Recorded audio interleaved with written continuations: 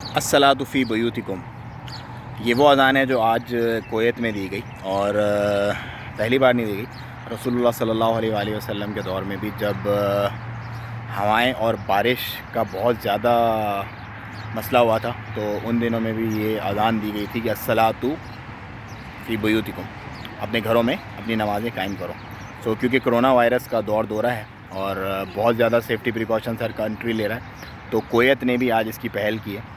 جیسے کہ اسکول بند کرنے کی پاکستان میں سندھ گورنمنٹ نے کی تھی، سب سے پہلے انہوں نے اسکول بند کیے تھے اپنے، اور آج ہر جگہ پہ اسکول بند ہو رہے ہیں۔ انفیکٹ آج عمان میں بھی اسکول بند ہو گئے، تو اس میں کوئی مذائقہ نہیں ہے، کوئی پریشانی نہیں ہے۔ جان بچانا سنت ہے، اور سنت کے طریقے کو ہی تمام مفتی صاحبان کی جو چیزیں ہیں اس کو لے کر کے ہی انہوں نے یہ فیصلہ کیا ہے۔ اب اس کے اگینسٹ جو لوگ باتیں کر رہے ہیں ان کو بالکل نہیں کرنی چاہیے۔ دیکھیں، یہ معاملہ ایسا ہے، اس سے ہم سب نے ساتھ مل کے نمٹنا ہے، تو بجائے اس کو پینک کریٹ کرنے کے اور پریشانی کرنے کے، اس معاملے کی سنجیدگی کو سمجھیں اور اس پر عمل کریں۔